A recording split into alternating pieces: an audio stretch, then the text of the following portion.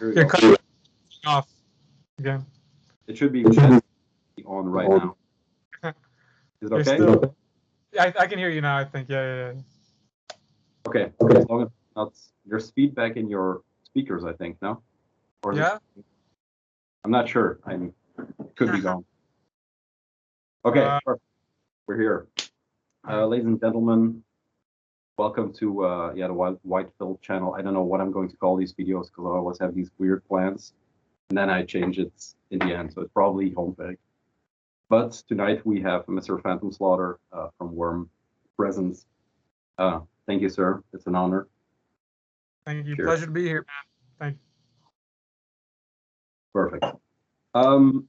The reason we called, or the reason we talk, is because, of course, his album or their album dropped, I guess yesterday, because 20 Bucks Bin released it on the digital platform. Like, I think YouTube only for now, right? Yeah, it was like a Decibel premiere stream kind of deal. I mean, the official date is tomorrow, the 22nd, but just a little tease to hear the whole for, just a Decibel premiere. So thought it was a cool idea. Yeah, I've seen a bunch of pre-orders already land, so people have physical format, which is cool because in a time of pre-orders, it'll probably take some time to get here. Surprisingly enough, people are getting their tapes already. I've seen pictures of people showing their cassettes, so that's pretty cool. Still waiting for the long sleeve. That's gonna be awesome.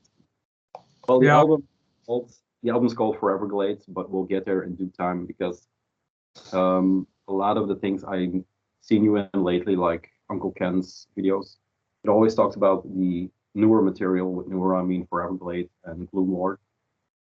Sometimes they hit on the first album, but it usually doesn't go into the demo material. So if it's okay with you, we'll start there and work our way up. I'm ready for it, man. I'm ready. Okay. The first thing I noticed going back into your discography is the fact that into the Marsh, the black one, Evocation of the Black Marsh, that is maybe a key point between the black metal part, which is the first demo and the first EP or album, if you will, and then the color part, which is the previous to last and the last album. The first part was mainly black metal, right? First two. Yeah, pretty much like the first demo was like pretty much like second wave black metal, and then on Nights in Hell, the second one, I delved more into like LLN, more of the lo-fi kind of black metal. And so a lot of French black metal, a lot of Finnish black metal, and maybe some small instances of possibly Black Doom of stuff that was to come, maybe. But it was pretty much like an ode to LLN because I was obsessed with Mutilation, Vlad Tepes, and all the other like even like the ambient projects like Mavat and stuff. Like I just wanted to make something like that. So that was pretty much my idea. Yeah. And do you think it mainly comes to the ear on the first or the second one? The Nights in Hell, the second demo. Okay. Yeah. Because the first one, I feel like I wanted to make it like a demo version of like Dark Medieval Times by Satyricon, or like it was just like more of on the second wave of black metal kind of. But then I learned like quickly that I really like first wave black metal and more so, and then even more so like the more obscure black metal realms. Kind of like how I am with death metal now. It was the same with black metal. I was just searching for the stuff that there wasn't that much of a spotlight on. So that was kind of like where I went with black metal. Pretty much. It's kind of hard for me because that was the first one was 2014, which I missed completely. The second one too. I started paying attention around the Evocation of Black Marsh. Simply because it was on Iron Bonehead all of a sudden. Yeah. It's weird because looking back, I would be into Alter Productions, and I don't know why, but I completely missed that first tape or that second tape. Which is 2016 should be around the time I was primed for the more raw black metal stuff that was coming out on that label. Yeah. But I think it's the fact that there are 66. Maybe that's. Yeah, it was a very limited release, but in reality, the reason why Iron Bonehead picked us up was because of that. Was because of Nights in Hell, and I think in 2016 it got on like Decibel's like demos of 2016. So they took note of that immediately, and they contacted us, and it was kind of just like a of course, it was like in that time it was a huge step up. So yeah, so then I had to start working on Evocation of the Black Marsh, which would be like I guess a debut album. Yeah, Yeah. I think that's maybe the pivot point because if you look back on that record, when I got it from Iron Bonnet because Pat was talking about it on his channel, Uh-huh. and then I got it from Iron Bonnet, and I actually didn't know what to do with it because I was listening for the black metal part, but I heard more of a sludge vibe on that record, and it was completely different Yeah, than all yeah. of a sudden. So it's only listening back to it now that I realize that it's heavy on the sludge. It transforms into other stuff, of course, but it starts out as a heavy sludge record. Was that just something you were into at that time, or did it It, always it's creep in? it started out as like I wanted it to be like Goat Lord, like mainly that was like because I had started liking the more slower approach to like extreme metal on all aspects, and it was also kind of like dipping my toes into just like getting into death metal at the time. So, but also personally to me, it was always like a first wave black metal approach. Like to me, there's like Bathory in that. To me, Yeah, there's I even sometimes there's like Mortuary Drape in there to me and stuff. But it was just also like it was at that point it was okay to me to start listening to death metal. So there's some like early like Abominations of Desolation by Morbid Angel in there. There's like Autopsies, Mental Funeral would be in there. But I think that I was not ready vocally to be like a death metal band. So I think that it was just mainly trying to like Goat Lord, Goat Lord, Goat Lord, Goat Lord. So yeah, that was just my homage to that. And oh, maybe stuff like the Hear It or like Blasphemy kind of type stuff, like yeah, weird patterns and stuff. So yeah. yeah, it's still a good record. I remember liking it back then, but I was harder for me to get into. I don't know why, looking back at it, because it's an awesome record. Maybe just what I was listening to at the time didn't match up or something. But I Uh, also know lots of Hellhammer. Forgot to say yeah, that. Hellhammer and just early Celtic Frost. So yeah. in the sorry, Nights in Hell tape, there's this 70s vibe going through it, mostly something like maybe a Black Widow would play or something like a Black Mass stuff. Yeah. Um, where did that creep in? It's probably not Black Widow, but you have those, I don't know, on Phantom Bloods, I think it is. It's more like a Black Mass than a song, if you will. Where did those influences creep in? Well, I think that when like also I think Paul Chain or Italian Doom has a big factor in that Death SS that kind of stuff because coming from black metal I kind of just veered more toward the spooky side of things when stuff doesn't have like an overall like eerie like atmosphere like or a cult atmosphere like that it kind of just loses me so Yeah, that was something that wasn't black metal that gave me the same kind of feeling as black metal so I think that's like yeah, Nights and Hell has a lot of experimentation. I don't think I was just even thinking of it from a black metal point of view, and mm, even also from like a dark ambient point of view, because there's moments in songs where it would just be synthesizers, so it was also like a dungeon synth kind of thing as well. So that also lends itself to like more of a black mass, more of an occult sounding but kind of. Yeah. I like the way you use the keys more. There are a lot of parts. There are organ parts that sound fuller and heavier than just the MIDI keys. A lot of the black metal uses, especially nowadays. So I love that organ sound and that with the 70s vibe kind of. I mean, it made it work. It made it something different. There's one track on there. I'm not going to find it off the top of my head, but that is just one of the. I should find it. It's kind of the key. I think in your work where you first hear what's going to come on Gloomlord and then on Foreverglade. But I have so many notes that I'm not going to find it. I'll find it later maybe. It's Uh, on Nights in Hell. You said it was on Nights in Hell, yeah, or Nights in Hell. But like I said, I have a whole lot of. We'll get to it maybe. Yeah, it's weird that you say that as in Paul Chain because I was listening to Foreverglade again today, and I was wondering where like the solo stuff comes from because sometimes I hear like this 80s and I thought it was hair metal vibe where the guitar came from, but I was like you said, if it doesn't have that spooky vibe, it's not going to be Phantom Slaughter. So I was yeah. thinking best. So listen to Dead SS again, and they're were parts that reminded me very much of stuff in there. When it comes to the solos, I think especially more on Foreverglade now, especially with the chops that Worm has now.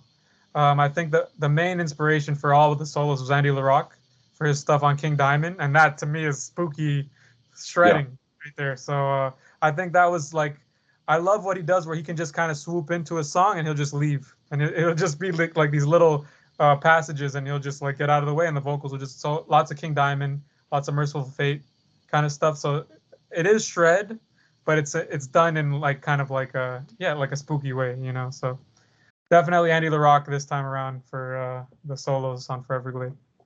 Okay. The track was I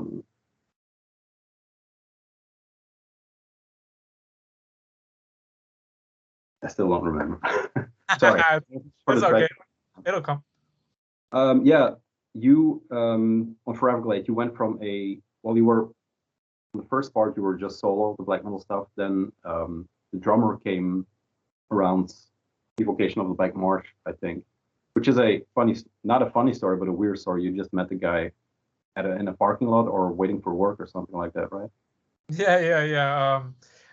I was working at a shipping warehouse at the time, and I was in the parking lot. I think I was blasting Sadistic Intent, Ancient Black Earth, and then I started walking to work, because that's what I would usually do, is just listen to as much metal as I could before I had to start the day, you know. And this guy came up to me. He's like, "What is that?" He's like, "I heard that blasting from your car." He's like, "What kind of music is that?" And I was like, "Oh, well, this is death metal. But it has some black metal stuff." And he's like, "You listen to this stuff like every day? Like you actually like this stuff?" And I was like, "Yeah." And then I piqued an interest, and he's like, "Oh, well, I've been in like jam bands. Like I'm a drummer, and he just was in like kind of bands that they don't record anything. They just jam in a garage, and nothing comes of it. You know, they just for the sake of playing, you know." And a light bulb went up in my head. I was like, "Oh, so you're a drummer?"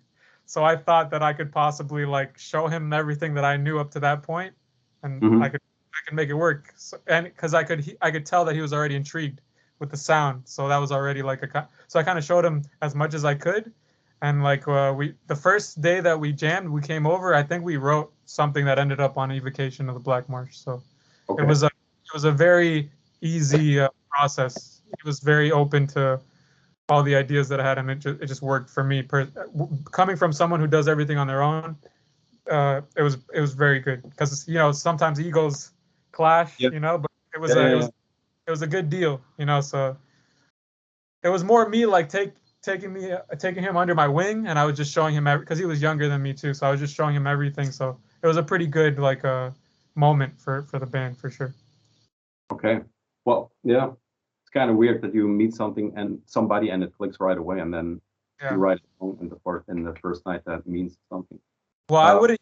He came to me. I wouldn't usually go to people and try to get them to like what I'm into. So the fact that he was intrigued, that was already like, for me, that was already like a very positive thing, you know, especially coming from where I am right now. For someone to like stuff like that in Florida, it's pretty cool. So, how do you? You mentioned you're from Florida. I think it's well known at this point. But how is Florida as a city to live in? Because I'm from Belgium. It rains a lot. What I know from Florida is like Miami, I guess. Miami Beach and the Dolphins, stuff like that. But what is it like? Is it a fun city to live in, or? For me, it kind of like, in a way, I feel like if it was someone with a different personality than me, it would completely destroy them. But for me, I look at it as like kind of like a mission. Like I kind of look at it as like what I'm doing is like this top secret, like evil scheme that I'm doing here, because nothing around me even relates to that. So it almost seems like I'm like in my own world, and all these people are like on some other planet. So it fuels me, because for sure. But it's me. I mean, it's like it's the exact opposite of what you hear in Worm. Around it's very sunny, it's very bright. It's just, but for someone like me, it makes me want to like do the exact opposite of those things, and it kind of helps in a way, I feel. So there's no brooding underworld scene going on. I think the parts that I relate to the most, which makes sense for the aesthetic elements of Worm is the swamps, is the nature elements of Florida, is the natural. Because to me, metal has always gone hand in hand with nature.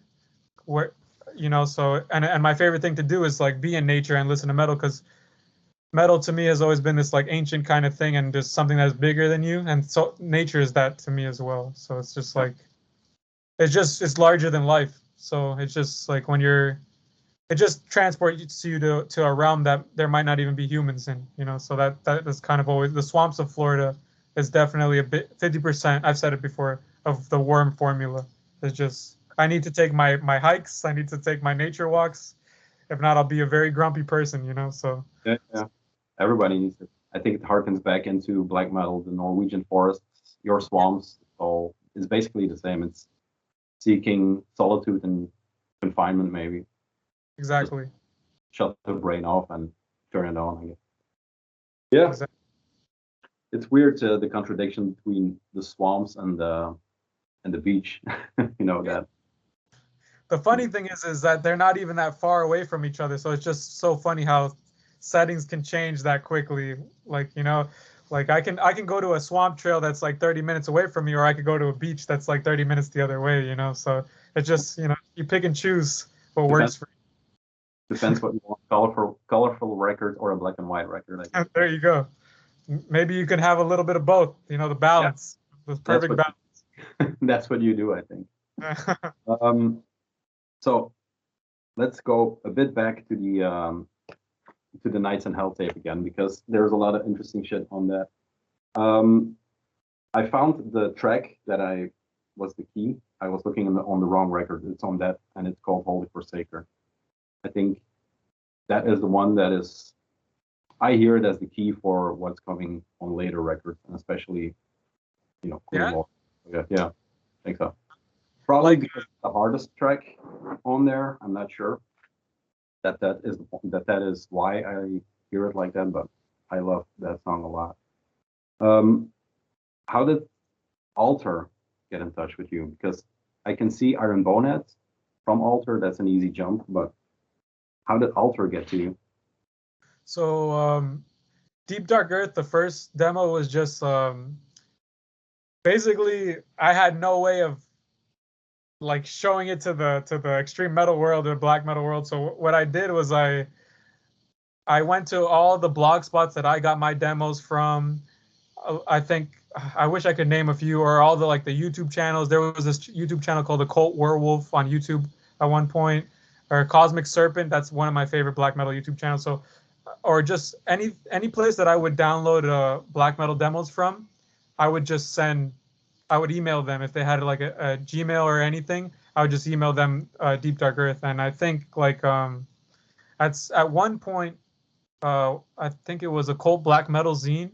I think they reviewed one of the blog spots that I highly regarded at that time. They reviewed the first demo, and I don't know how it happened, but I think looking back on it now, I think that's how Altair contacted me. I think because I don't think I was aware of them up until that point. So They and just I they just yeah went to the Blogspot list, I guess, and looked like we did.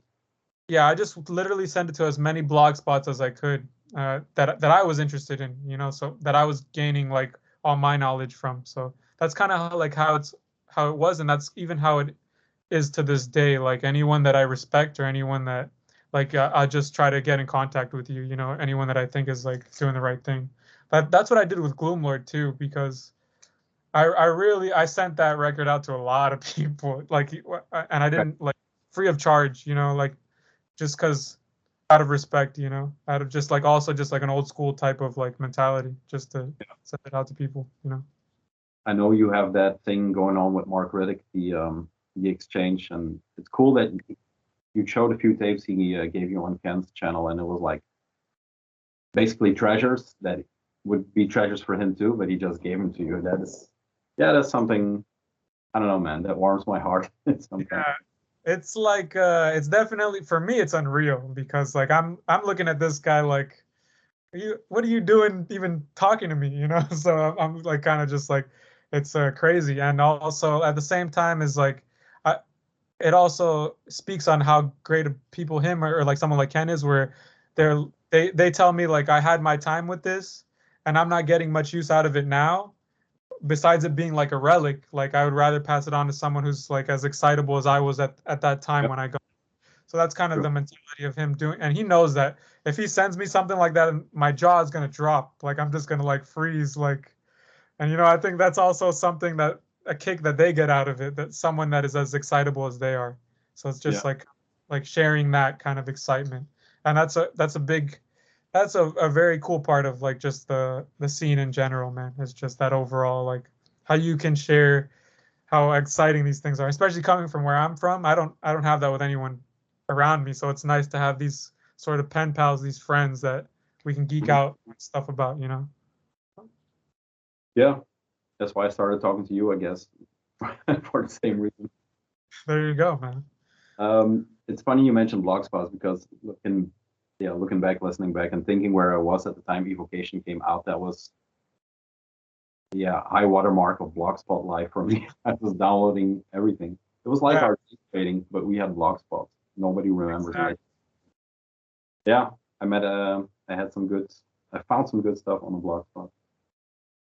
It always weirded me out that labels now having a label that they didn't see the promotional use in that. Like yourself, you just put it on Blogspot and alter context too. I always thought it was more of a promotional thing than a illegal thing, if you will. It's about people making some money, I guess, or making some money. Yeah, in the beginning, like I don't even know what I was like trying to gain from that. I just wanted to like some sort of like I just wanted to know if what I was making even could strike anyone, like or the people that I would get music from. So I wasn't even looking at it from like a promotional. I just wanted to just like I didn't know if it was good or not. I didn't know if what I was doing was right. So I Well, just wanted the ultimate test is to throw it on the internet. You'll probably know real fast. yeah, exactly. Uh, you were talking about Legion Noir from France. Is that something you would have discovered through something like a blogspot, or was that through zines? Or And I'm really trying to remember how exactly that I found out because when I found out about them, I was just like, I have to stop listening to anything that I'm listening to and just delve into all their side projects, everything that they. I think it was just like it had to be for sure, like YouTube channels. Like it had to be like there's so many YouTube channels that I were so important to me that don't exist anymore that they would just upload old black metal demos. Like it was this one Occult Werewolf. Like I don't know why the channel's gone. I don't know if bands didn't like that he was uploading their demos and stuff, but it would just be like everything that he would post. I immediately was like connected to. So it had to be something where I just saw like the cover of something from LLN, and I was just like, oh, this is like perfect. This is like everything visually and musically, and I just was just like, I felt like everything was so DIY, do it yourself, that I could do exactly what they were doing, and it kind of as one person, it kind of like boosted my confidence, and even just after Deep Dark Earth, just going and trying to do something else again, because I just did it just to prove something to myself, if I could even make this kind of music. So definitely hearing a scene like that, and just how everything was so organically made, and it was like tight knit. It was just a small circle. It was just like it really fueled me. It was the ideology more so than anything, to be honest with you. So yeah. yeah, they're like an enclave in France that makes this noisy, maybe unlistenable music, but it is about atmosphere and it's about passion, like you say. It's because they have to make it, I guess. Yeah. I learned from a buddy of mine that they came from a crust background, that they were in crust bands, it seems, because he was into crust. He was from Belgium. And Mhm. they were, I think him and Meinach, I think he thinks it's Meinach, wrote each other, and they always would write on flyers from crust shows in Belgium and then crust shows in France. And Oh, over time, they became like metal flyers, and then it became clear that it was mutilation and stuff like that. And oh, shock tape.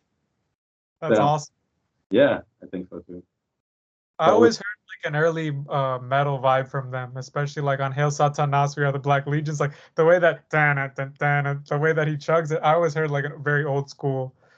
style of metal, but with the fucking black metal shrieks, you know. So Yeah, I think they know their chops. They are the chops. So.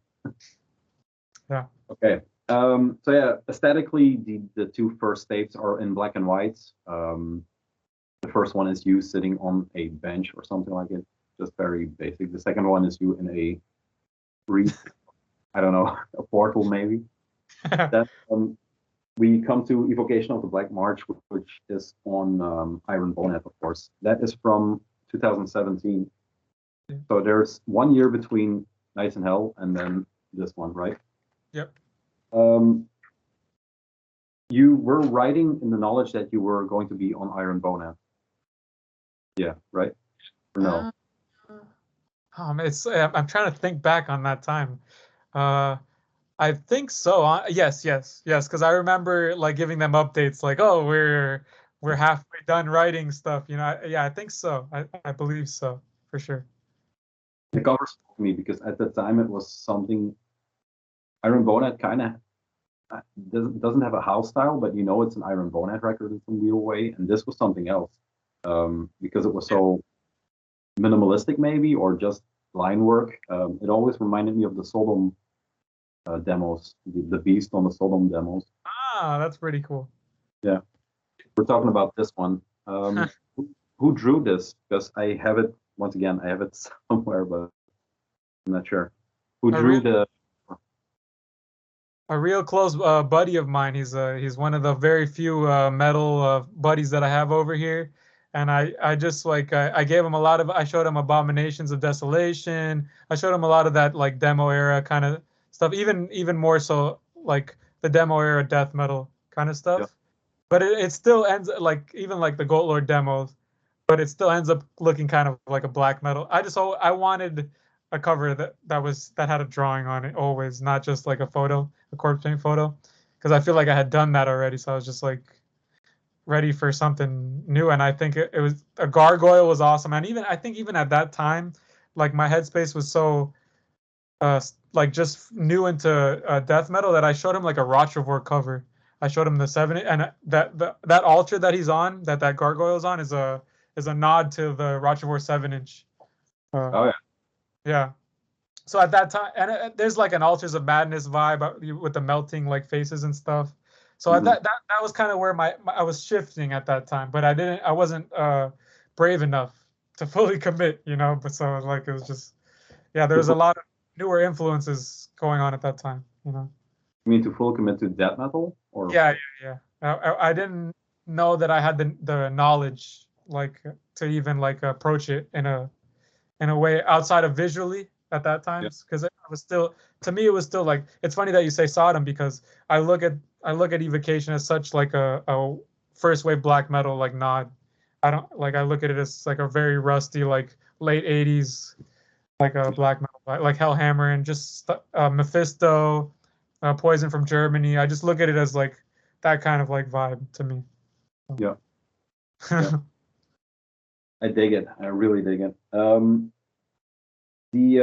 What this connects with Nights in Hell is the sigil that is on here. The Masters that was also on the tape. I only know from Discogs because the tape is it disappeared from the earth, I think. Is this something?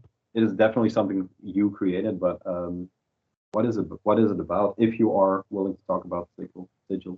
It's actually from it's like from the Goetic Book of Demons. Actually, it's where you summon demons. It's like it's from I have the book right here.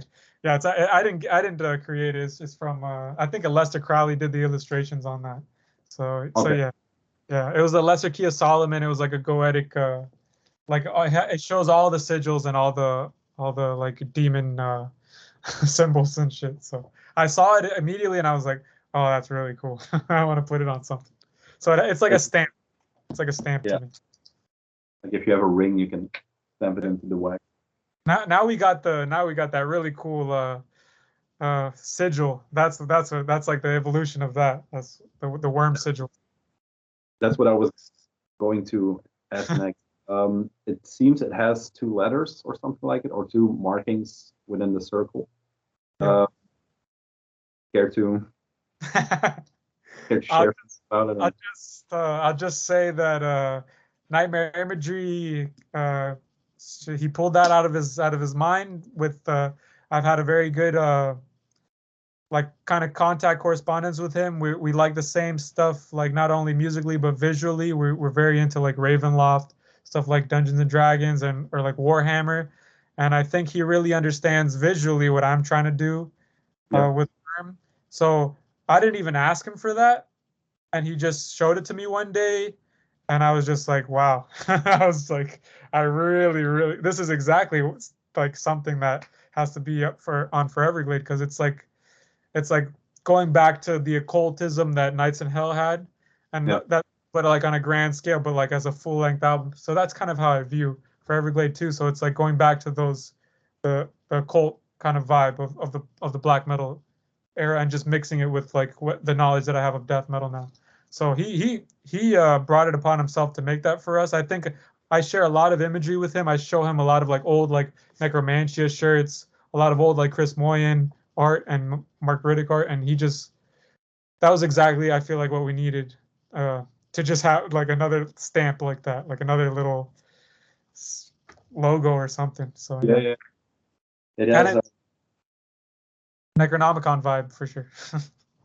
I think the background, when I saw the last track on the record, Centuries of Ooze, it had the background. It just Ooze conjured so many images of 80s cartoons and stuff like that, like Turtles and and the Ghostbusters. Because on the track Empire of Necromancers, there's the first break. I don't know what you sing because there are no lyrics, but Centuries of Zool or something like it. You know what I mean? Empire of the Necromancers? No, I think on Empire, yeah. I say Centuries of Ooze in Murk Above the Dark Moor. I say Centuries of Ooze, like, but Empire of the Necromancers, I don't think I say that. I don't think I say that. I was trying to decipher the lyrics, but it's hard on all the records. I think I managed to grab a few sentences, but it's hard. You never print or anything, right? Yeah, it was more of like a time kind of frame, because I really wanted to, as you can see, the vinyl doesn't come out till like January, so I was really kind of fighting against time. It was more of it was my kind of fault, because Foreverglade was originally going to be 8 tracks, and I was really I was working on it for a minute, like till the very last minute, till I had to go to New Jersey to mix and master it, and then right when I got back, I turned it in. So it's kind of more of like a time frame this time around, because I really like I'm very proud of the lyrics on this one a lot. But I have to find a way to somehow publish those like they're not on the record, not on the tape, or not on. They're never on the record, right? No, I have to find a way to do that though. It's a completely, this time around it was like more of a time kind of like a deal. Like I was really rushing to get this out, because I wanted it to come out 2021. I feel like if I had waited any longer, it would be a 2022 release, and I did not want that at all. So it would be cool, the zine maybe with the artwork and some lyrics in there. That would be cool. I gained a lot of inspiration from Arcane Archivist, and I'm working on a zine that I want to release on my own. You know, so I'm working on it. Could be in there too. So yeah, for sure. Cool. I think artwork wise, I want to go deeper into the artwork, because Ken hit a lot of spots musically on the record. I think it's a great one. I mean, I know the 2 tracks, the Murk Above the Dark Moor and then the Empire of Necromancers. I know those because those were the singles, but I think the entire album is, something old. I don't know. I only have accolades for that record right now. There's even a ballad on there. Maybe we'll delve into it a bit after the artwork, but what I like about the entire Worm aesthetic is that not only did the music change, but the corpse paint was ever evolving, the artwork is ever evolving, even the logo is ever evolving. I think you have 4 logos by now. Maybe, I think even more than that, to be honest. But yeah. So I think since 2017, it kind of really evolved because on the demo, the first full and then Evocation, Evocation, you kind of have the same logo. Yeah. Then it evolved. There's the head split face. I don't know if you know, that's a very cool logo. I gotta put that on something else again. That was nightmare imagery as well. Yeah. And then Yuri Kaham did a new logo. Yeah, he did. He was the mastermind behind. He did the Gloomlord cover art. He gave me 4 worm logos, and after Gloomlord, I had a. There you go. Yeah, he did that cover art. He did that logo, and he even did in the back of the record. There's a Gloomlord font that he did as well. And I just think that he's obviously everyone knows how much of a genius he is. He did the 2 mold logo. He did the Cerebral Rot logo at 7-inch art. He just has his stuff looks timeless, and I got him to do the latest worm logo, like kind of in the middle, like when Gloomlord was turned in, kind of type deal. And then also I got him to do the block letter Foreverglade font. That's actually not like a custom font. He did that from scratch. That block letter kind of thing. So I'm glad I got him again to put some stuff for Foreverglade. And he even did, you see, that's another different worm logo that he did on the back there. That's more of like a very swampy Rochevore type font. So I was able to put 2 worm fonts on Gloomlord. Yeah. I think the constant around this time is the X or the cross. Yeah. I think I like this one a lot, but the new one is even better because it has more claws and more sharpened tentacles, if you will. I don't have it yet. It is on pre-order still, but it will come in. Look up Foreverglade, the cover. Did you have the original cover or the original painting for that? I have a scan of it. I'm trying to get the original of that, but I have it. I showed it when we were talking to Ken, but I have it hung up again. He gave me like a very nice okay. Scan of it, but I'm really trying to get the original one, and I'm trying to frame it because that's like my favorite art that I've had for Worm so far. So. That's Brett Moore, right? Mm-hmm. Stuff for the people watching who want to delve in deeper. His stuff is on ArtWizards76 on Instagram. He did the Gatekeeper, Tomb Mold. A lot of stuff he did. He did old stuff too, right? Yeah, I mainly the key to when I really wanted to work with him was he did Morpheus Descends, Ritual of Infinity, and those kind of like purple and blue tones that he did on that was I kind of like jammed it in his head. I was like, I kind of want something like cold like this, like more like bleak, more like cavernous, like not so much like cosmic, but more so like ancient, And I feel like he loved the concept that I had. It's an underwater crypt. I talked about it on Ken's Death Metal Crypt. If Gloomlord, the cover, he's floating above the swamp. Foreverglade, it's deep beneath the swamp, which is why there's little bubbles on the cover. It's the swamp. It's below the swamp, the deepest depths of the swamp. So yeah, that was kind of my main concept that I had to share with him, and he was totally on board with that. I talked to him about H.P. Lovecraft, Clark Ashton Smith, all the horror writers that I really liked, and he was on board 100%. It looks insane.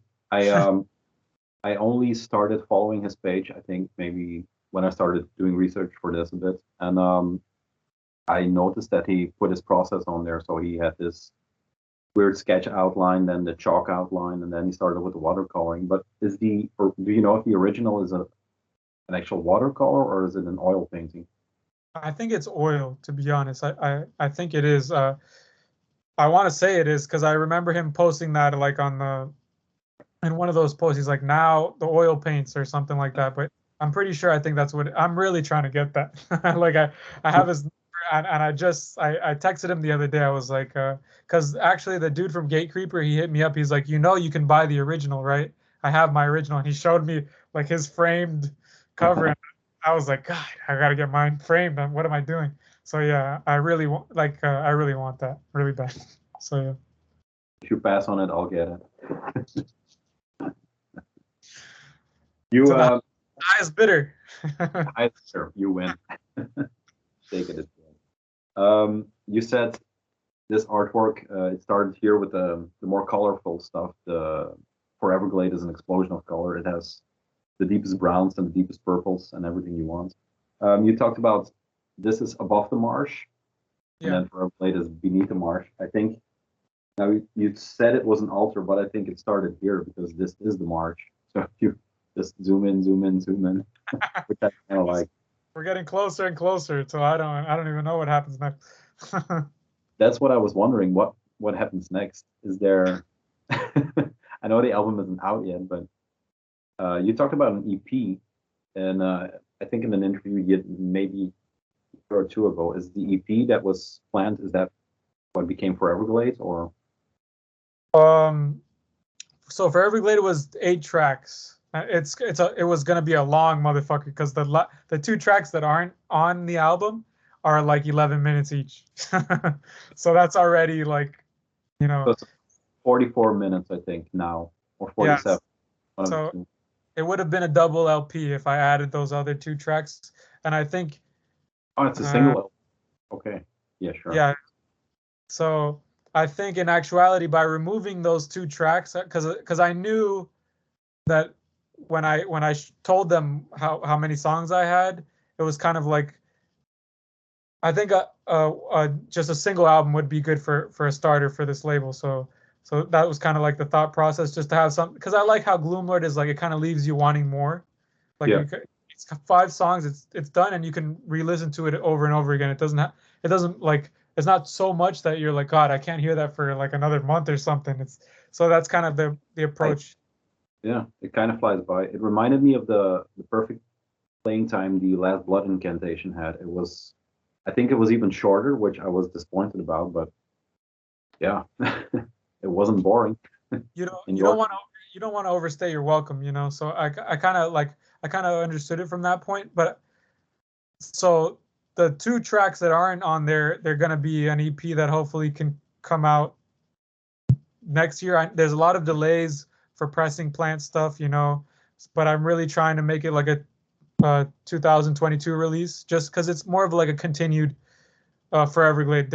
It's definitely that universe of Foreverglade, and I recorded them in the studio, so why not release them, Awesome, so that's the next kind of thing. But I mean, in terms of that, like I'm already so far away from the Foreverglade material. I'm working on the next album already. I already have I don't know if I could tell you the formula for it, but I know exactly what I want to do next, and I think people if you like black metal, I don't know if you see what I'm posting on like the Worm stories, you're gonna get like kind of like an idea of where my head is at, So let's just say that I'm hearing a lot of Emperor these days. I'm hearing a lot of In the Nightside Eclipse, and I think Empire of the Necromancers kind of like show some of the synth chops that I can kind of have, So, yeah. So that's kind of where I'm at right now.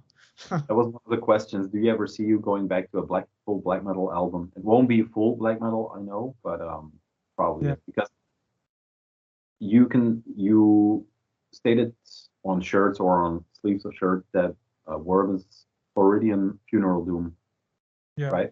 I think it's currently on the last album more, where maybe Evocation went from that sludge black to Gloomlord, maybe a bit more that doomish, and then now I think it's the first time all the influences come together, because you have parts on Foreverglade that are, for example, a Funeral Doom part, but with clear black metal vocals over, and vice versa. So you go all over the place, and the mix works, I guess. Not for the first time, maybe, but the best way it could sound at this point. Really love the album. The problem is I'm listening to it since yesterday, so I know 2 tracks by heart, and then the rest is. What I like about it is that the first track, it's an intro, but it's just immediately a track. Lately when a band has an intro, it's like this interlude or this. And I was thinking 44 minutes with an intro that is, I don't know, 6 or 7 minutes. So that's cut into. I think it might be 6 minutes, maybe teetering on the end of 5 minutes. But the way that I look at that first track is it's kind of like just to get people up to date, if you're not into Gloomlord, I mean, if you haven't been into Gloomlord, it's kind of like the transition that has Gloomlord vibes to it, but then it just completely like takes off, So it's kind of like putting you up to date, and then we're just gonna go somewhere else. So definitely, I feel like that would the intro would be a souped up Gloomlord track. It has that like eerie aquatic single note melody in the beginning that starts Gloomlord. So it's kind of just like. If you didn't know, I'm just keeping you up to date with like what. So it's a transition, So if you listen to Gloomlord, I feel like you can naturally listen to Foreverglade afterwards because it kind of just has the same vibe. Like an introduction to Foreverglade. Yeah, that is to have a fully fleshed track that has lyrics on there, or vocals, I should say, and then to call it intro. It's weird. I look at it as like an introduction, like welcome to Foreverglade. Like that's why it's called. So it's like this is where we're at. Like you can't call it welcome to Foreverglade. I think just Foreverglade is good enough. Yeah. Welcome to Forever. I even say it on the track. Like if there's like a chorus section where I say Foreverglade like on that intro. So maybe next time you hear it, maybe you'll get it. Not the surprising thing, but what sprung to mind was I was listening to it on YouTube through just in-ear headphones, and the sound is amazing. I mean, just the production. Yeah. I guess because I'm not that technical, but the drums sound thunderous. Everything sounds on full max, but just where it doesn't crack. You know what I'm saying? So just up until the max. Yeah. Will it be even? Have you heard the tape or the CD? Is it as good as? It should be better as a digital. I think. When I went to, I got it mixed and mastered with this. He likes to call himself Stevie D. He did the last Evocation records, and he did the first Disma record, and he's even an old school head where he worked on the Ripping Corpse demos, and he worked on the Torture Crypt EP, and so this is the first time that I actually gave someone worm material that they knew what the hell they were talking about in terms of extreme metal. Because before everything was done at a local studio here where the guy doesn't even know metal. So it's me like narrating trying to get him to understand what I'm trying to say about like extreme metal. So finally I got to be with someone that knows exactly what I'm talking about. So what he had me do is at the end of the mixing session of every song, he's like, you're going to listen to this on headphones. You're going to listen to this on speakers. You're going to listen to this on my amplifier that I have over here. We're going to hear it in all sorts of different speakers or all sorts of different formats, so that I want you to be happy with every track as we do it. So that's what we would do at the end of every day. It was 7 days. So I would hear it on headphones. I was like, well, it sounds amazing on headphones. And then it passed the test on all boards. I would have to tweak it every now and then. So it was kind of like the first experience that I got to really put a lot of attention to detail on like everything. Because before I would just be hearing stuff out of my studio monitors that I have in my room over here. But I really just I try to just all across the boards like check mark everything. So, and I think it's actually a really good headphone listen. Like it's an even better like if you have really good speakers. Yeah, but as a headphone listen, it feels like you're listening to it on speakers in headphones. So it has like that full dynamic range earache is doing. I gotta thank him because he's an older dude, so he knows not even just about extreme metal, but just fidelity, just making sure everything is heard, and Worm has never really had that up until this, and I think that it doesn't do harm to the Worm formula. It actually helps it a lot, so you can hear everything that's going on. Because there's sometimes in earlier records, like I hear stuff back, and I'm like, man, you can't even hear the stuff that I added over here sometimes, So it's kind of good so you can hear all the layers, all the work put into it this time around. So I like that. I was looking back at reviews. Speaking about the sound, I was looking back at reviews for Evocation, and there was this one. It's called Angry Metal Guy or something like it. And he just totally crashed it because he said, "Yeah, the sound is shit, and I can't hear whatever." Blah, blah, blah. But it was a raw black metal band that was coming into first wave, and even said he reviewed the 320 kbs file. You want to know something really awesome that I was actually going to share it.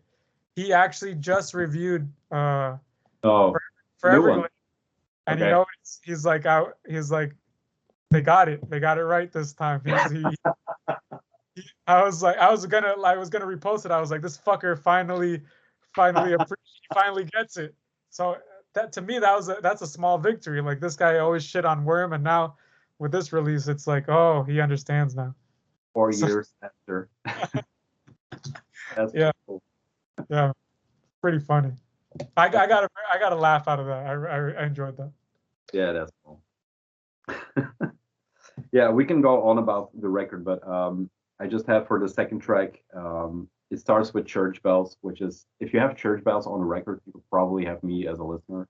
I said that before on the channel. It has that eerie vibe. I think it started with Sabbath, of course, where the producer added the bell. Yeah, booming double bass. But I talked about the drum. I can't talk about Foreverglade yet, but once again, great record. We are almost at the hour mark. Usually that's when I start to wind down, but that means we'll probably talk for another half hour. I asked, because you spoke about Evocation, the influences that Evocation had, and other funeral doom stuff on Kent's channel. Mm-hmm. Maybe I thought it would be cool to dive into European funeral doom. So that's the prepared part of this. Yeah, my homework is here. I did my homework. I think this is the first time you're on YouTube that you haven't shown a tape or an LP in the first hour. So yeah, I've been shaking. I'm ready. But cheers. All right. So the first one, everyone should know this. Like, if you even know about funeral doom, you should all know this. It would be Thergothon, Finnish funeral doom. You know, this is probably, I would say, that one of the most important bands for funeral doom. And just visually, like, to me, even like the cover of this is aquatic. I showed this to Brad Moore. I was like, I want weird stuff like this on Foreverglade.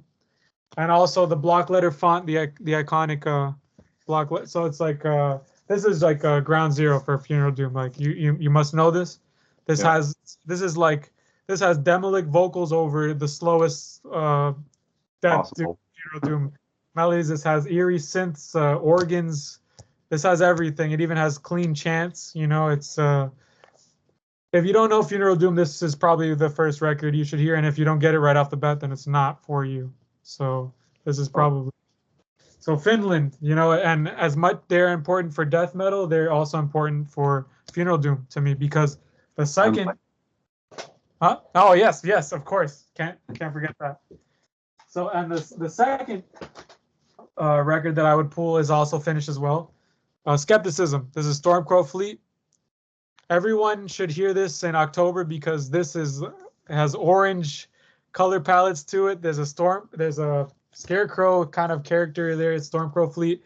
This is any organ work that I do up until this point, or from Foreverglade until now. I have to thank them, because for every riff that is on this album, there's an organ to accompany it. You know, there's no riff without an organ behind it. So, and I think they have the beautiful balance of getting the guitar tone and the synth tone at this level that you can kind of pinpoint each one, and you can kind of like listen to whichever one you want. So, Stormcrow Fleet getting heavy plays in October for sure. This is a great Finnish funeral doom band, and one that I feel like should get more shine, and it is on a lot of the Foreverglade and newer Worm material that I'm working on now is Worship. This is called Last Vinyl Before Doomsday, and this was a Swiss. Oh no, this is a German funeral doom band, and they have a lot of really cool clean guitar passages with cool vocals over them, but also the tempos on this are just crazy slow, and they have what you would like, lots of bells on this record. So I would like to really slow the pace of Worm, and it really helps me out, because there's some very slow songs on this, but it keeps you entertained still because they just kind of add little layers of things. So Worship, great band. I think that dark, brooding, slow sounds was in there from the beginning, because if you harken back to the first two tapes or the first two demos, you have this LLN vibe going on, but not all the time. The lower parts are actually almost dirge-like in some parts. So I think it's been there all the time, which is cool to hear that now it reflects in the Funeral Doom style. I think it's also that like occultism, like a ritualistic kind of vibe. It lends itself more to slower kind of atmospheres. Number 4. This is a Norwegian funeral doom band called Funeral. This is the Tragedies. This is their record, their first full-length record. Their demos are really cool. Tristesse is the demo before this. This is just like, it's crazy that it's from Norway, but it's like if you're a fan of the Peaceful 3 of My Dying Bride, this kind of just takes it up a notch. This is way slower than that kind of stuff. Okay. Really great riffs on this. Just has a more a gothic kind of like feel to it, and it's just it's like, what a name, Funeral, for Funeral Doom. It's like the perfect. They got it first. No one else can get it. They did it. Right. So, and then I think ending it off to where what I'm really into now, and it's slower and more occult. And I have to thank Mark Riddick for handing me one of these tapes. It's a band called Mordor. They are Funeral Doom from Switzerland. And what these guys kind of have is like a dark ambient approach to Funeral Doom, at least in my ears. It sounds like if Paul Shane made stuff in the 90s, that would be Funeral Doom. So you have weird organs. You have even some drum machines in there that sound like dungeon synth. Here's another tape by them, and here's a Wild Rags compilation with both of their demos together.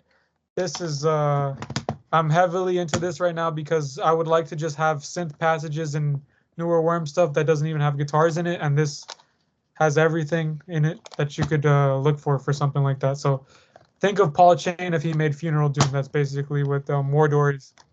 That would be my final pick. That's where I'm at this point in time. So yeah, man, those would be my 5 entryways into Funeral Doom, European Funeral Doom. You're listening to the last 2 tapes. You're listening recently? The Mordor, yeah, pretty much, yeah. What I'm like trying to put in, but also, a lot of black metal's coming into my songwriting these days, so that too. But most definitely, like, I'm really trying to slow the pace down, but keep it also engaging as well. So it's a nice task for me. I like to challenge myself. So there's a nice podcast called Noise Extra, and they have this interview with Mortis right now, which is worth checking out if we're talking about Emperor and slowing it down and keys, stuff like that. They have, I think it's about maybe an hour and a half, and they know what they're talking about, or he knows what he's talking about. So that's a great interview. What I told myself was, like, I'm either, after Foreverglade, I'm either going to release a Dungeon Synth album just by myself, or I'm going to add that to the next Worm album. So it's like, it's this kind of need that I want to fulfill. I feel like I got to toy around with it on Foreverglade. I got to finally put the kind of synthesizers that I would want to hear on a record. So I think that Foreverglade allows me to just experiment more with not making it symphonic, because I never want to do that. But I just want to that even balance where just the synth doesn't go over the guitars, but it complements them. So that's kind of in an atmospheric sense, like not just, so the perfect balance of that. So that's kind of where I'm at right now. So heavy in the Nightside Eclipse. The Reverence EP by Emperor is getting a lot of plays because there's a slower song on there, and I would kind of just like to make Emperor, but imagine if Emperor was doomier. So I feel like it lends itself, so that I feel like I could put myself in that position. So that's what. That's cool. If you would do a pure Dungeon Synth record, would you release it on the Worm? No, I would have to figure out a name. It's like when Satir did Wangraven, that it would be so, or like when Fenris did Isengard, or it would just be like, it would be a separate entity, but it would it would No. just be that same kind of like for sure it couldn't if it was 100% Dungeon Synth. But what my thought process now is, what if I can get that same satisfaction and add it to the next Worm record, because I want to make every record different. I'm not about making a Foreverglade Part 2. Yeah, okay. I wasn't about, so it's just like whatever seems intriguing to me at that moment is probably what's going to happen. But I have a lot of synth tracks because I collect analog synthesizers. I have the Mortiz Arrow 1 synthesizer, the JV30 that he uses. That's on Foreverglade a lot, as well as other synthesizers. So I'm kind of at a point where I'm just trying to make as much material as possible, and I'm gonna see what fits for Worm, or if it doesn't, then it might just end up being something else. So that's kind of where I'm at right now. That just this funny. We're definitely looking at a double album, I guess. Maybe, right? Maybe half fucking Black Doom and half Dungeon Synth double LP. Who knows, man? You never know. And then a zine with the lyrics, and we're golden. I'm getting ideas as we speak. I'm thinking about it. Cool. Yeah, we hit the hour mark. There's still few things I want to hit on. What is your collection like? Because I was watching the last Ken interview, and you said that when you record, you weren't listening to anything new that was coming out, so you wouldn't sound like anything else. Do you listen to new music, and do you buy new music vinyl-wise? Because let's face it, the things you are showing are not the most cheap records to get or to buy. I know maybe you get some stuff here and there, or it's cheap sometimes, but not all the time. So do you also buy new records or just old? I think the last record that I bought, truthfully, I support all new bands that are doing anything right now, and I'm glad to call them my peers, and I'm just happy that anyone even wants to contribute any sort of noise to this whole scene. But personally, for me, I'm like a sponge.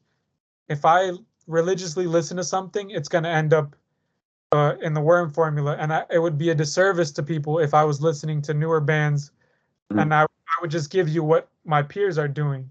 It would not be. I wouldn't be giving you a different flavor or something. So, and it would be a disservice to them too, because I would just be like ripping them off. So, I think for me, for someone with my kind of mentality, is like I have to find stuff that I don't see a lot of people like putting in their music these days. So, or even something that wouldn't even be in the metal genre that I can just listen to, that would just inspire me to just even write. So I think the last thing that I got was Dungeon Synth. I think the last record that I bought personally. Damn, I think it's called Arcanist, and it's Dungeon Synth, but it's mixing it with Berlin School, like Klaus Schultz and stuff like that. Okay. And it's very like, it has like or like Tangerine Dream type art, so it has that fantasy kind of like vibe that you would like from Dungeon Synth, but you have like really cool like arpeggiators, like ARP keyboards on there. So I think that was the last newer thing that I got. I'm really into. I'm really excited about what people that just solely focus on Dungeon Synth are doing. There's these bands like there's projects like Old Tower and stuff like that. Like I like that because I know that it doesn't enter the Worm sphere, but I can enjoy it as a modern kind of like a release. But I would say this though, for the best newish band that has ever come out to me is Swallowed from Finland, and they released Lunarterial on Dark Descent Records like in 2016, or before this whole like wave of Death Doom happened. Before this, and they picked up on so many things.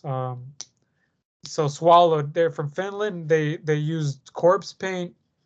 Is the cover that man with the triangle face?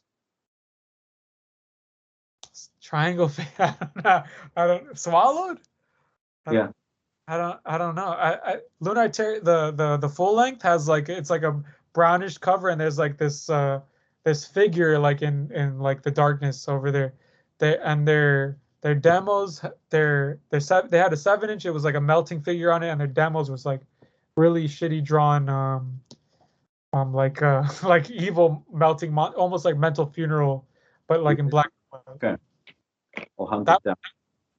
that would be like the newish band that I could really really connect to, because they sound like Unholy. They even look like Unholy. Okay. And so it's just that would kind of, and their finish, which is fucking a big check mark for me. Mhm. And they kind of, the band is done now. The band doesn't exist anymore. I think they disbanded, and he just runs a label at this point. It's called Black Phlegm Records or something like that. And that would be, that's, I really respect what he did, and to walk away from that, because they got signed to Dark Descent, and they released something, I think it was 2016 or 2017, and I tape traded Evocation with them Okay. at that time in 2017, and they traded me some tapes that they had. So that would be newer realms that where I could kind of, I really really enjoy. But once again, man, I don't want to knock anyone down. No, no, But no. My from question wasn't put anything down, but just I was interested in, because yeah, collecting for me is I'm a vacuum cleaner. I take everything in, and I had to really, it's like almost filling the hole. You know what I'm yeah, saying?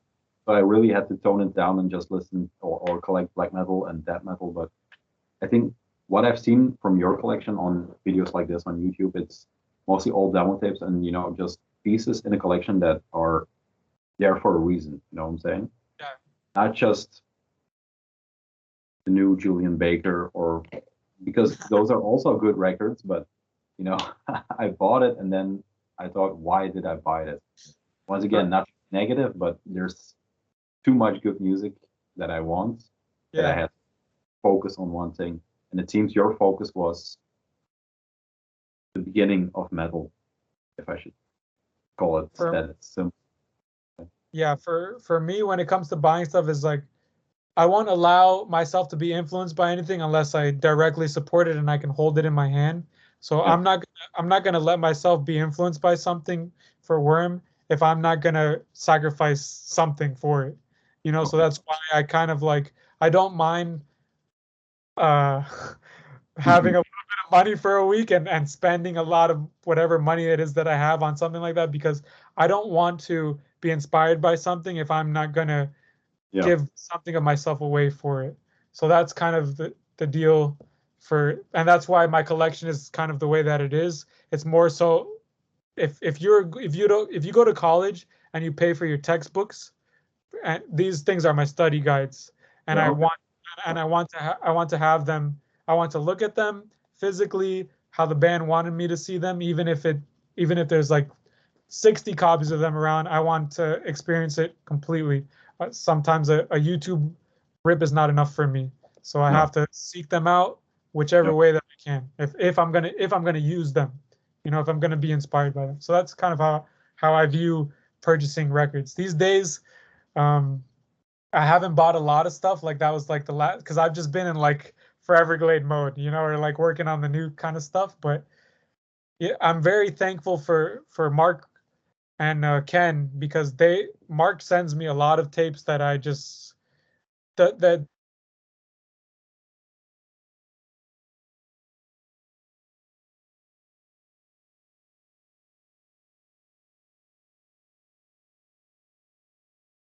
To looking at Discogs to get it is the when you talk to Ken, the Into the Drape by Mortuary Grave album, original version you have. That's such an insane record. I wouldn't mind spending the cash on that one. Yeah, he really surprised me with that one. I did not. Yeah, he gave that to me. Yeah. Uh, he did not have to do that. He knows how much it's worth. He knows how rare it is. And I sent him the promo tape for Foreverglade, and that was what I got in return. I basically got that mortuary. So I didn't ask for it. I didn't even know I was gonna get it, and so that was kind of like a very a very Just great moment for me. You know, something that happened naturally out of a conversation you had with him, probably. these guys, like I'll be talking to them like on the streams, and they'll actually listen to what I, like like I'll say like, oh, I wish I could get that mortuary, and they'll take note of that, they'll write it down, and they just like send me that record because like like what I said earlier, it's like they were excited about it when they were my age, and they kind of are just like like so happy that someone can be as excited as that. So they would just love to return that kind of and just keep it going. And that I want to be someone like that as well when talking about aging with metal and stuff like that. Those are the guys that I kind of look up to because they're still, if not as excited as I am, they might be even more excited than Yeah, I am now about this kind of stuff. And that's all that I can ask for is longevity. I want to keep this going as long as I possibly can. It's not a phase. It's not a fad to me. It's like a lifestyle. It's an ideology. And those guys are like a testament to it. Like, you know what I mean? Those guys they'll get more geeked out about stuff than me. And I'm like, well, I got to step my game up because these guys are twice my age and they're still like as inspired by this kind of stuff. So, you know, so that's kind of like, that's a very big push for me. And that's I'm just happy to know them. great guys. I'll send you a Vermifire Commands record. Oh, okay, awesome. I have that poster right here. It's covered up because I covered up. I just want to tell you this for our interview since it's daytime. I Yes. covered up my windows so Okay. it's nighttime. I just want to let you know I did that for you. Covered up my windows so it could be like it's nighttime over here. So I boarded my windows up, but there's a Vermipure Commando poster right there. That's one of the most highly regarded LLN projects. You know, the imagery, and just everything is just like perfect. So like, it's cool that you even brought that up. That's awesome. Well, thanks for cutting out early, I guess, now that we're doing the thing. I think I have to thank you one more time for the Gloom Lords. You said in the last interview with, once again, Ken, he is the benchmark for these Phantom Slaughter interviews. And he didn't went into it, but you said it was a nod to Infestor. Now that band, I only know them for when that stream came out, but Jesus Christ, that's a forgotten gem. I think a lot of people probably know about it, but I hadn't heard about it never. What a band. It's one of those weird hybrids to me where they're just like a mishmash of things going on there and keyboards, the eeriest keyboards you could possibly hear. What? You know what? Yeah. Yeah, so it's just like it's one of those rare moments where just like everything is just like it's it's so terrifying too. Like at the same time, it's so like it's scary. It's a scary record, and that kind of pushes boundaries, you know. I think through the history of this channel, the question always was, do you know a record that scared you even when you were young? Or I never had that, but Yeah. maybe the Pissgrave stuff a bit, but that was just the shock value. But the Infestor is on a psychic level, maybe that scares. It is just Yeah, it's fucking terrifying. Like I don't even want to try to like tackle that kind of stuff, but just visually, like when I saw that, I was like, because the Gloomlord cover was never supposed to be in color. It was I was not ready to have any sort of color. So when I commissioned him, it was just gonna be like a black and white, and I was kind of looking at it, and I was like, this could be like the Infestor, where there's just one color scheme, and the water is like a color, and I was just green, rocks green. you know, there's like, so that's kind of like, I feel like I also, yes, the music is what people gravitated towards, but it also has to be like this like marriage. Like the cover also has to make sense with what's going on. And I think that was one of those perfect moments that it's like, I don't think it like I don't mind saying this, but I don't think if I even had like a cover like the Gloomlord cover, maybe people wouldn't even like bat their eyes at it. You know what I mean? But when you hear both of them together, it just kind of just clicks and it kind of makes sense. You know, it was to me at least, it was just it finally the cover is for the first time with Worm that everything was just like a perfect marriage. And I think that's when the idea was fully realized, not just to me, but I think everyone just kind of got what I was trying to convey finally. Yeah. And I think that's kind of, so art is a very big like part of things. Imagine the reaction to Foreverglade if Gloomlord was just black and white. Then I the would be color. like, oh, you guys sold out. You guys have color. You guys sold out. What happened? I ease them into things, you know. Kind of. You can't go all the way, you know. But,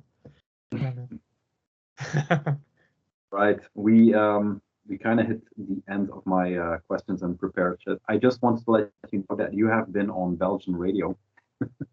Oh, for real? Yeah, there's this. It's an Belgian internet radio, but it's actually better than our real radio. It's called Radio Willy, which sounds a bit, 60s, but yeah, they have a show called Staalhard by Andries, and they played their song there, which was crazy to hear. All of a sudden, That's they have awesome. they have these 20-track playlists each week with just banger tracks, but it goes from Limp Bizkit to What a switch up, man! Wow, do you know what they played? Empire of the Necromancers or Merc Above the Dark Moor, or was it a Gloomlord track that they played? No, it was one of the new tracks, but I think it was Necromancer. Oh, okay, sick. I'm not sure. I could be mistaken. I did a lot of preparation, so it's all a bit mixed everywhere. Yeah, man, that's about it, I think. Do you have any new recommendations? Because all the recommendations we got, especially Swallowed, is also from 2017. Is there a new band that came out yesterday that you are? I'm not going to put you on the spot and ask for a top 5 or 5 bands, with just one thing that came out. Or has. Damn, does it have to be a new band? Can it be like something that I've never said? I'm trying to think. A new band. Oh, you put me on the spot. You got me. A new band. God damn. That's a tough one. Like I said, like when it comes to newer music, I'm out of the metal genre for what it is that I'm listening to. So let me look real quick right here, if I may. A recent it's gonna be Dungeon Synth for sure, because that's kind of the realm that I'm in right now, Liz. That's kind of what I'm searching to add to my stuff. Talk about Old Tower. That will be a cool tour. Worm and Old Tower. That would be very cool, because I feel like he's doing what Mortis was doing. You know what I mean? Well, I'll say this also, just from a brother point of view, Dylan from Rotted, someone that is also. I feel like he taps into what I was listening to on Evocation, like the Rotrevor, Deteriorate, that kind of just like grind, the stuff that I would want to add to the Worm formula, you know. So I would just say Dylan from Rotted, most definitely. He's not only into like that kind of music, but he's one of those people that I can talk with outside of the Ken interviews, that he loves black metal. So we can talk about Emperor, we can talk about Immortal, we can talk about those, because he comes from that. And he also has a Dungeon Synth project that is all that's on tour. It's on Tour de Garde as well. Which one is it? I'm gonna search my text right now. I just got a text from him. Yeah, it was released on Tour de Garde, which is you already know it's gonna be good. So I have a Rot in my jacket, so I'm definitely a fanboy. It's called Ancient Spells. Oh, okay. Yeah, that's his Dungeon Synth project, and so he's someone that's around my age that kind of just has an interest in all the forms of metal that I like. It's not just death metal, so we can just chat about like I really like summoning, like the early summoning records, like Dol Guldur, stuff like that, the more synth-based stuff. So he's someone that knows that kind of stuff, that's around, like I think he's a year younger than me, so it's really cool to be able to do that. So yeah, definitely just look for anything that Rotted is doing. And damn, I really want to put a spotlight on this synth project that I forget the name, but I absolutely love it. It's the name escapes me at this point, but I just bought a long sleeve from them. I'm gonna find it right now. Yeah, okay. I won't make you wait, man. I won't make you wait. It just got released on Seasons. I forget the record label. I'm gonna find it. Questmaster. There you go. Questmaster. Questmaster. Yeah. All right. Yeah, he's got a new LP coming out, and if you like Mortis, if you like Old Tower, it's kind of that. Like I'm searching for escapism when I listen to music. I don't want to hear any sort of modern. I just want to leave the modern world when I listen to newer music. So that kind of really helps me out. Even when it comes to writing lyrics for Worm, that's the kind of stuff that I listen to in the background. That just kind of puts me in a good headspace. So yeah, Questmaster. I've seen them pop up on. I think they had a record on Go to War from China, if I'm not mistaken. Questmaster. It's 80s MIDI computer game artwork. Yeah. Well, not 80s, but that medieval artwork. That really helps me. Like yeah, that's gonna help me a lot because, like I said, I'm really trying to introduce a bit more synth to Worm, but not make it symphonic.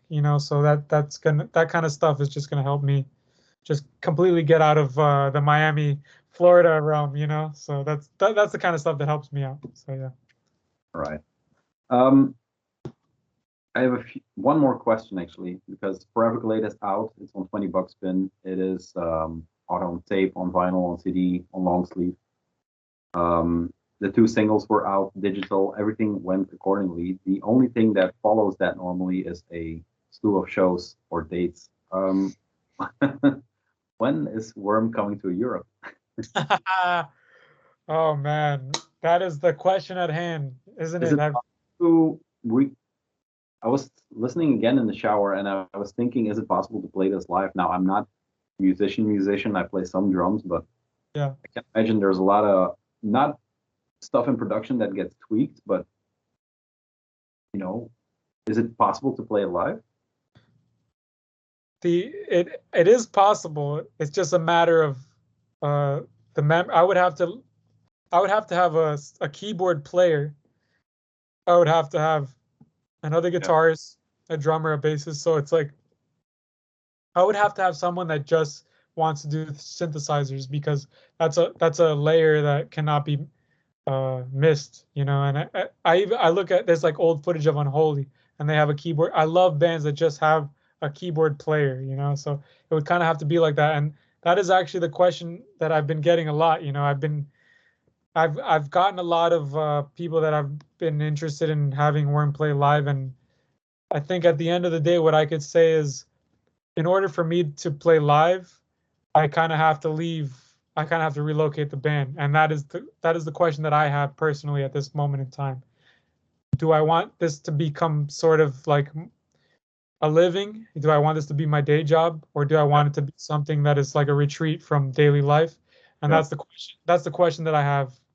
And Foreverglade isn't out yet, like completely, And I've been getting a lot of that kind of like those kind of questions, like how can I see Foreverglade live? And that's something that I'm going to be thinking about a lot. And because at the end of the day, I want Worm to go as long as it possibly can. I want longevity with Worm because that's what makes me happy. I want this project is everything, so I just want it to survive as long as it possibly could. And if playing live allows it to be alive longer, then I will do that. I will go out of my way to make it happen. So that's Cool. kind of what I'm trying to make happen at this point. So yeah. Okay. So I will go there, and hey, maybe you can be the drummer for Worm since you play the drums. Okay. We'll try. Yeah, I would be remiss to mention how this conversation started because I don't know what evening it was, but you sent me. We were talking, and you asked me where I was from. I said Belgium, of course, and you sent me the Surya Dodging Infinity, the Papery Tree lyrics. Oh, okay. That I because I was looking into our conversation, what we talked about in the last, I don't know, year maybe, and then that came through the picture, and it was like the perfect summation maybe of what Worm is as an entity, or who you are in that Foreverglade world, maybe. Yeah. A small thing that crawls through the ooze, or It says the swamp in it, right? And that's what I really. yeah. That's the word. Yeah, yeah. That really connected with me. we are all in a swamp. Yeah, We are. A Belgian funeral doom band, if you will, Celeste. Yeah, great on all fronts. The record's great. Great to hear that maybe live is a possibility. Great that we got to do this, and we saw some records. Thank God. If you're ever inclined to talk about more than just Worm, please feel free to drop me a line, or we'll just talk more, I guess. Yeah, man. Anything you want to say? Last words, as they do in these things. I really appreciate you taking the time out and like wanting to ask questions to me, man. I truly, if anyone is ever interested, man, I'm more than happy to just even talk about, even if it isn't Worm, I'm just excited to just talk about the scene or metal, because it's, you know, it's part of my, it is my life, you know, it's like it's everything to me. So I'm happy that you just were just even like inclined to even talk to me, and also just I would just like to thank everyone that's been supporting us up to this point, because to me it's unreal. You know, I'm still that guy who made Nights in Hell. You know, it's still just it seems like someone needs to pitch me at some point, because this doesn't seem real for even more than one person to even like Worm is just still a weird concept in my head. You know, so I just appreciate anyone who even takes the time to even just listen to Worm, even if you don't buy the records. I really appreciate it, to be honest. And once again, thank you for taking the time out of your day. And I know it's night to do this, so appreciate it, man. Appreciate it, and cheers to you. It's just, there you go. I'm out of beat. I think you are too.